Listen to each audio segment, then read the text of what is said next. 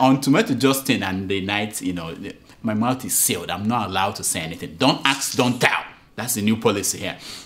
About Isn't that the gay policy? Exactly.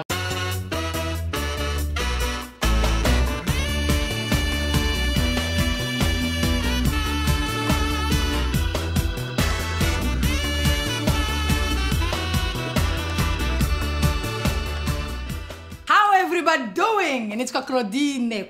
Rwanda, Africa, and I'm in New York City. I'm here to introduce to you Dr. Njakali Damages. Welcome to the show. My name is Dr. Damages. We are coming to you from the greatest city in the world. New York City. Yeah, New York City is so great that it costs $1 million to obtain a license to operate taxi business in the city. What? 1 million, $1 cool million for a taxi medallion. Yeah. Now, for those of you who do not understand what $1 million really means, it's about the average amount a retired Nigerian governor gets a year as retirement pay. Wow. Yes. Thank you, Governor Ababio, for letting us know this one. The retirement pay is a kind of thank you for embezzling an average of 2.5 billion a year as security votes. Yes. Thank you, Rochas. Rochas, thank you so much for letting us know. Now, multiply that by 4 years or 8 years, and you will begin to get the whole picture why everywhere we are seeing clashes of maggots. Do you understand what I'm saying? No. Anyway, forget about Babio, forget about all his types. Tomorrow is Father's Day in America. Yes. Happy Father's Day to you all. Yeah, you. How many kids do you have? 12? I don't know how it is where you are, but over here in America, fathers are those people in a family who their job is to take out trash on Tuesdays and Fridays. The good ones also, they change oil in the family car. That's it. The rest are in prison pumping iron. Here we go.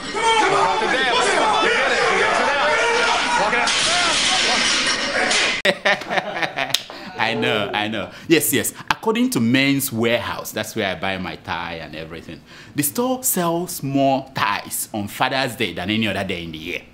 In fact, a new study said that Americans spend $7 billion more on Mother's Day than they spend on Father's Day. Right. All these women, yeah. That should tell you everything you need to know about fathers. Now, talking about fathers, our father in the Lord, our favorite Pope, Pope Francis, this week challenged married people to have more kids. He warned that having dogs and cats as substitute children could only lead to bitterness and anger in old age. Really? Yeah, I know. Coming from a guy who has not bought diapers before, I needed to pause and think about it. But apparently, the Pope doesn't know why we are not having a lot of kids. Dear Pope, it's not that we don't want it. We want more kids. It's just that our sperm counts are low. By the way, does the Pope know what sperm? Anyway, I don't know. Do you know? Yes. A new study said that the reason is because men are increasingly using Wi-Fi in laptops and tablets and smartphones. Yeah, these are important information you don't get on Keeping It Real with Adiola or other late night shows. You don't get it. This is important information for men. Right. Now, for men in Africa who have no access to laptops and tablets and smartphones, scientists are blaming low sperm counts on Wi-Fi used in voodoo. Yeah, I know. I bet you didn't know that voodoo also travels on its own Wi-Fi network. Otherwise, how do you send it back to the sender? When you say send back to how does it travel? That's how it travels. Now, talking about voodoo, the World Cup started this week in Brazil. Yes. Except for players for Enugu Rangers. The best soccer players in the world are in Brazil today, showcasing their skills. Right. Nigeria will play its first match on Monday. Now, according to our official game fixer, you guys are not excited. Nigeria is playing on Monday. According to our official game fixer, the guy that fixes games for us, that one is going to be a win. The other two, we are not sure. It depends on how much the bookers are willing to pay him. Then he will decide money for hand, back for ground, and ball for net, you know. Now, this is a spoiler alert. If you don't want to know who will win the World Cup, please close your ears. Please. According to TB Joshua, the winner, he predicted it. The winner of the 2014 World Cup will be...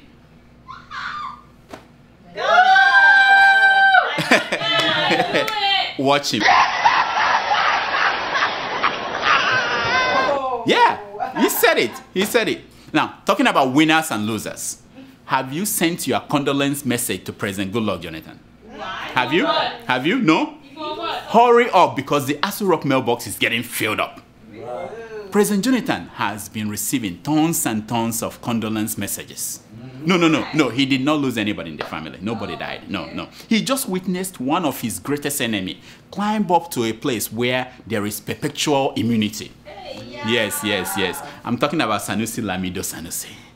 Yeah, the former central bank governor, dismissed by President Jonathan, was named the Emir of Kano this week. Yeah. It's interesting. It means that when next Jonathan visits Kano, he will stop by Sanusi's palace and give him gifts and bow down to Sanusi for blessing. Kingmakers paying obeisance to the new Emir of Kano. Oh yeah, it's tradition. It's tradition. And it's going to be bombastico. Sanusi Lamido Sanusi became the Emir of Kano the same day that Kano's other illustrious son, Sani Abacha, died 16 years ago. Yeah. History has a funny way of making fun of us. Now, after pulling back their original message, congratulatory message for Jonathan. Oh, sorry. Let me go back. After pulling back their original congratulatory message for Sanusi, PDP spokesman Mazi Olisa Meto, hours and hours after, issued another one. Yeah, they finally say, congrats for winning this. But the president has not said anything. In fact, I understand that Jonathan has set up a committee to look into the best way his government will react. Yeah, the whole game was so tight that Kwan Kozo, the governor of Kano State, and his APC friends left Jonathan and the PDP in the dust. But it's not over until the fat lady sings. Yeah, no, fat lady. Already, Kwan Kozo is the one now screaming that the meek and gentle President Jonathan is trying to kill him. I'm like, what? Yeah, watch. Under this circumstance, whatever happens to the governor or his family and even his people in the state, Jonathan should be held responsible. Oh yeah, he said, whatever happened to the governor and his family, Jonathan should be held responsible. Yeah, right. When was the last time we held anybody responsible in that country? When? This man, don't make me laugh. Also, there continues to be protest by supporters of the late Emir's son. Yeah, they are protesting. But I can tell you that with time, they will settle and His Royal Highness will enter the palace. In the meantime, he is staying at the governor's boys' quarter. I know. Emir is staying at the boys' quarter. That's terrible. But don't cry for Jonathan. Though he is mad, he is busy plotting his revenge. There are indications. Sanusi. There are indications that he's planning to arrest Sanusi for fraud. No way. Yeah. Why are you laughing? Why? You think Jonathan cannot do that? What? Wait and see. The man is full of surprises and promises. Already, he has taken a step to punish all of you on social media who are celebrating. He nominated the petroleum minister, Mrs. Desiani Alison Madeke, to become the next Secretary General of OPEC. Wow. Yeah, that's a big position. Yeah, and he's saying to all of you who are saying that she's corrupt, that you should go and hug the tiger.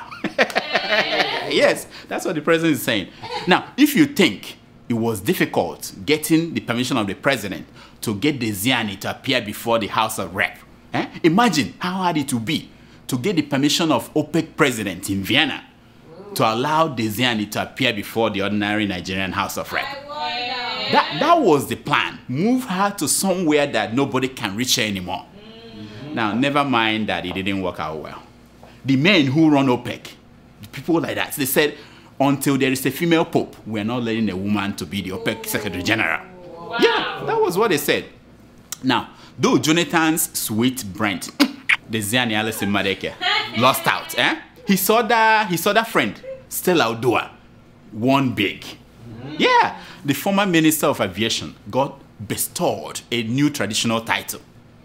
Adeze Chukwu of Obodo Chukwu. She received this honor for the great work she did as a minister. Right. There was a funny thing that happened when the community, they presented her with a gift. And lo and behold, it was one of those bulletproof BMWs. Yeah, what a coincidence. Now, meanwhile, our adorable First Lady, Mrs. Patient Jonathan, yeah, she's doing her best to console her husband, Jonathan. Recently, she said to Jonathan, "Don't worry, my darling. If they fire you from Aso Rock, we will make you the Emir of Otuoke." I think that's a wonderful idea. If we promote it well, it may encourage President Jonathan to retire next year. He can enjoy his retirement years as the Emir of Otuoke. Don't you think so? Yeah. The Emir of Otuoke will meet the Emir of Kano, and they will do what the emirs do. Once again, it's time to ask that question: how are our politicians doing to get our girls back? What? It's over 60 days. Seriously? Now here is President Jonathan talking about it after a meeting with Pakistani's president. Now I know. He's been hanging out with Pakistan. That is not a good thing. When Nigeria is now hanging out, next we are going to be exchanging notes with Somalia and Afghanistan. That's not good. Now watch President Jonathan talking about our girls. Watch. It looks like we are still battling with how we'll get our young daughters from Chibok out from the hands of terror. Wow. Yeah. Did he just say Chibok or Chibok? I don't know. I didn't hear him well, but he doesn't sound like he's familiar with what we are talking about. Meanwhile, in Edo State, lawmakers contributed their quota to the effort to rescue our girls. Really? Oh, yeah, did something wonderful this week. Watch.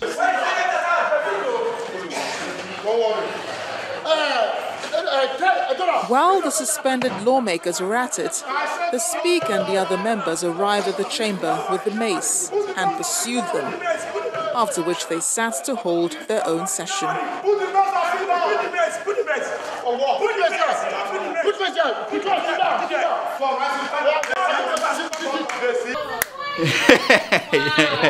I know. I told you, there is hope. There is hope in that country. One day. The other day, President Jonathan warned Nigerian politicians to mind their words. He warned them that they are... Just listen to him. And when one listens to some of the comments that we politicians make, sometimes could be terrible. Oh, wow. Yeah, he said it. When one listens to some of the comments that we politicians make, sometimes it could be terrible. Don't make me laugh. Sometimes. Like when you say that stealing is the same thing as corruption. Sometimes. Or this new one that I will develop Ekiti when fire sale wins. But until then, my punishment for Ekiti is that they will remain poor. Now, talking about people making terrible comments, former governor of Lagos State, Bola Tinubu, the other day warned that anyone who rigs Saturday's election for governor of Ekiti State will be roasted. Now look at his mouth. It looks like he eats things that are roasted. Now, for those of you who do not know the real Tinubu, the one who smokes weed with area boys, yeah, and the other one, the one that carries fake degree from the University of Chicago, you will know that he's not kidding when he said he's going to roast people.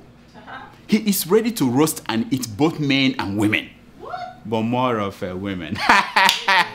Yeah, you can see, yeah, more of women. That's his specialty. Yeah. By the way, did you hear that the Nigerian army is now in the business of selling newspapers? Yes. They are tired of begging the Minister of Information, Ngozi Konjiwala, Ngobebi. They're tired of begging her for money to fight Boko Haram. So they decided to go into the business of selling newspapers. Wow. But something they got a little bit confused, you know. you know this zombie mentality in the military, you know. Instead of printing their own newspaper, they are confiscating other people's newspaper and selling it. I say to all the newspaper owners in Nigeria, don't worry, you don't need to worry. Their medulla oblongata needs just minor adjustments. Show them the forest where you get your newsprint, and they will begin to print their own newspapers. That's all. I will only panic when soldiers begin to confiscate the internet. That is when I know there is danger. For now, they just confiscate the newspaper. Oh, that's a small thing. Here are some stories making headline news in Nigeria this week. Here are some stories making headline news across Nigerian newspapers this week. I will be guided by Sharia, says the new Emir of Kano, Lamido Sanusi. Sharia, no way. I was hoping that the man will adopt the transformational agenda of President Jonathan as a guide. Why Sharia?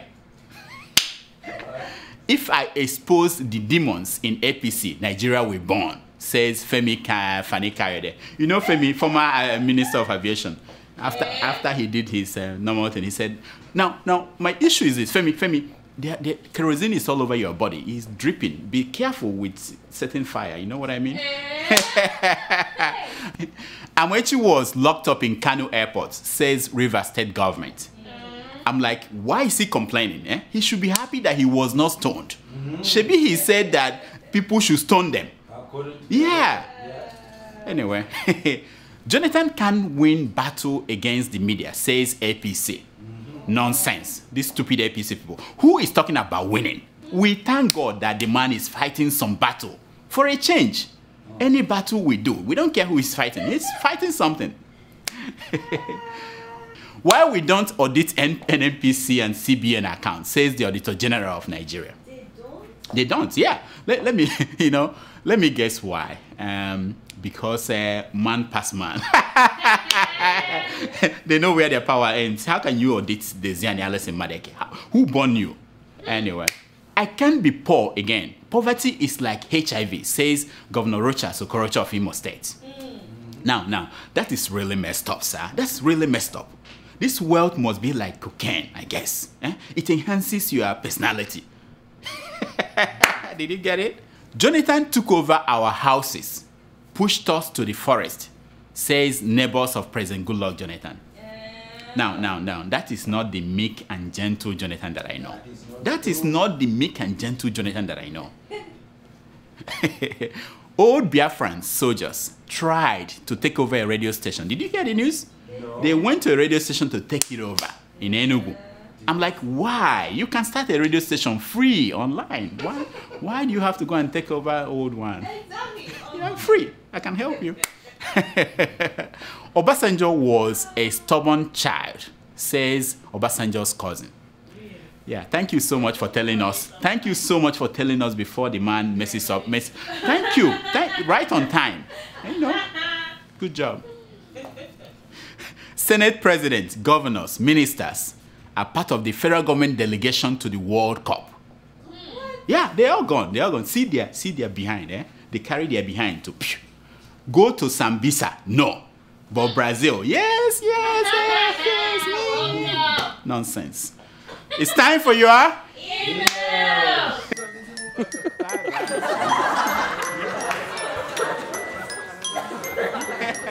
It's time for your email. Do we have emails today? Every day. All right, let's hear them. Okay, our first email is from Emma Opara. He writes, "Good day, Dr. Damages. I enjoy your shows and always look forward to new episodes. However, I take exception for the expensive joke on tomato juice during your last episode 138. I know it's a joke, but watch it too. She's my sister. Somebody to talk for me. Thank you, Emma. That late night stuff. What is that? Waiting. Mind yourself." See how she was yawning? That's the proof. Back to the business. Okay, go ahead. Hey, now back, like he said, now back to biz on the Bring Back Our Girls issue. We have to be decisive in fighting Boko Haram, or wait for a chance if the girls will be released by the bloody Boko Haram. Unfortunately, our military are afraid to die. I don't blame them because 90% of them have not seen war before. Most of them were in the military college during the Civil War. Majority of their top leaders live in Ikoyi and prime locations and are part-time businessmen with billions of naira worth of properties over the country. We don't have soldiers. What we have in Nigeria are military businessmen. Ooh. My man, thank you so much for writing. On Tomato Justin and the night, my mouth is sealed. I'm not allowed to say anything. Don't ask, don't tell. That's the new policy here. Isn't that the gay policy? Exactly. About our military boys. No, it's okay. About our military boys. They want to be like Babangida and Obasanjo and David Mark. But nobody told them when they were signing up that they have to go through Sambisa forest to get there. Quite unlucky bunch. Quite unlucky bunch. Next. I'll pray for you. Our second email is from Dr. Stoney in the UK. He writes. My friend. No, seriously, we went in the same school. I'm sure. Let me get his email first, and then I'll believe you. Dear Dr. Damages, this is my first time writing you concerning your weekly show. How now? I never knew you would turn out to be a doctor when you were in Akure, yes, Nigeria. We were together. Okay, yeah. Now I believe you. Yeah. I can see that you've done well for yourself, and I have been campaigning all over the world by doctors to support you. The problem is that most of them think you're fake. But don't worry. We will win them to our side one day. Please, doctor, don't forget our people at home. Many of them want to work for you. I have interviewed and appointed some of them, and I will package them so that it's possible for them to work for you. They are Mama Udoka proof, bomb proof, Boko Haram proof, and Taliban proof. They don't even need visas to enter the USA. This is witch. When they are ready to come, they will enter a special room in my office at home and appear in your clinic the next minute. This is witch. They are witch. Most importantly, they will silence the powers that works with you. Hey! You are talking about nose damages. I like that one. They need to be... So that you can have a little rest before they start their own special wahala. Trim their mouths. On a more serious note, doctor, I join all sensible Nigerians and all lovers of Nigeria globally to thank you and your team, including your own Abuja tomato nose damages, for the great work they are doing to sanitize Nigeria. While we will quickly forget the Okupes, Abatis, Makus of the world, we will never forget you guys. Thank you, my friend. Thank you. My fellow doctor. And I like the fact that you're campaigning. For those people who still think bad belly doctors, who think I'm fake, I've shown my certificate here many times. Don't make me bring it out again. It's from John Hopkins Medical School. Anyway, this is your idea of bringing people from Nigeria or from other places to come here without it. It's a good idea, and I believe you because in my part time, I'm an inventor, and I'm working on this fax system that way you can use to fax a wedu from New York to UK and from Akure to... It's just keep watching. It's coming very soon. Next. Our third email is from Steve in Switzerland. He writes, Dear Dr. Damages, I read of the dirty slap or the pounding given to your Kosi Ojeko recently by her tenant in Lagos. It is understood that the slap was heavy enough to send her to knock out until count to 10. And if not for her airbags, she would have landed very fatally on the hard Lagos concrete. My first heartfelt thought or question was, how is Dr. Damages going to handle such brouhaha? Brouhaha. It was bad. God forbid, to fiakwa. I'm still trying to figure out how I will react if my fiancé is given such pounding. Lastly, Tomato just has recently refused to wear her complete nursing uniform. Example, the cap.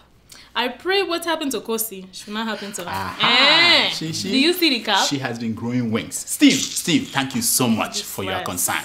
As a result of that slap and the damage I think it caused on my Kosi, I went back to the Bride Price app to recalculate her worth. Yeah, I put in, all that and the parameters. And it says that junk. I'm confused. Kosi, the bride price, junk because of that. I'm confused. Next! I'm still in the morning. Oh my gosh. Our fourth email is from Jelani. He writes, Dear Dr. Damages and crew, I love your show. Please keep up the good work. Meanwhile, I need that lady beside you reading the emails. She's cute and friendly. The word need is ambiguous and do not misinterpret it. I need her as a friend, Facebook, Skype, WhatsApp, or BlackBerry. She makes me feel happy whenever I see her reading the email. my friend, mind yourself. Oh, eh? Look at your mouth. Eh? You need that lady beside you. Eh? Now, so they teach you how to toast to lady. Eh? No be your mates, they buy her first class tickets to visit them. And I need that lady behind you. Respect yourself. Oh. Go and learn proper manners. Nonsense. Next. I need that lady beside you. Our fifth email is from Humble. He writes, Dear Dr. Damages, man, this your program is wonderful and educative. I spend my time every Monday evening on the weekly episodes. You and Tomato Joss are doing a good job. Like you're always saying, God cannot come down to solve our problem for us. But upon all the complaints from you, still there's no change in Nigeria. What can we do for this Nigeria? Well, I see a new Nigeria very soon. I pray for someone like Jerry Rawlings to ascend the throne of leadership in Nigeria and teach all these looters a lesson. Thank you, Humble. Thank you so much for watching. All I can say is that the same thing, Obama told the Americans. He said to them, look, we are the change that we are waiting for. Now we were waiting for you. Go and make that change. Make yourself what you want to be. Stop praying for people to come from somewhere and change it. Next. And you're sure that was Obama who said that? Oh, Obama said it, yeah. I feel Obama, me and Obama. I'm sure. Next. Our final email is from Juliet in London. She writes, I'm writing to appreciate you on the good work you're doing on your show, causing people like us to have a clue of what's happening in Nigeria in a more funny and expressive way. Wow. But I'm so disappointed. Maybe it's our fault for voting for a person that did not wear scandal to school during his secondary school days, or somebody who studied animals and later went to control human beings. I now see that such people don't have brains to act. Maybe you need to invite him to your hospital for more proper surgery. My question is, where are the foreign assistants that were announced that will help this Chibok issue? What's so funny about that? No, it's an important question, and I've been thinking about that, It makes me think about what I've been thinking about. Me and Juliet, we think the same way. Go ahead. He said, where are they? Where have they gone? Have they gone to Chibok and did not return? I know you are very close to the president. Please advise him to visit Barack Obama for leadership lecture. Anyways, keep up the good work, and I'm doing the spreading by sharing some episodes on Facebook. Even all my friends over here are having fun and are in love with you. Ooh. She gave you a wink. And as for Tomato Joss, I prefer your white uniform to the black. Just saying. And you're also beautiful. Thank you. Thank you very much, Juliet. Thank you so much for your email. We reach out to Obama to see if he is willing to give a leadership lecture to President Jonathan. Here is Obama's reaction.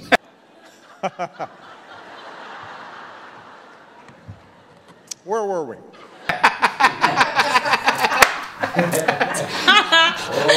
Oh my God. That's all the time we have for emails. Please keep sending your emails to drdamages@gmail.com and follow us on Twitter @DrDamages. Now here is my concern for today. It's taken from the last public speech by Dora Akunyele, the former Minister of Information who passed away this week.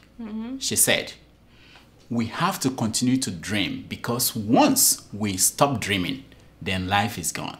Wow. Yeah. Until next week, I am Dr. Damages. I diagnose. You heal yourself. So, what is your dream? What do you dream about?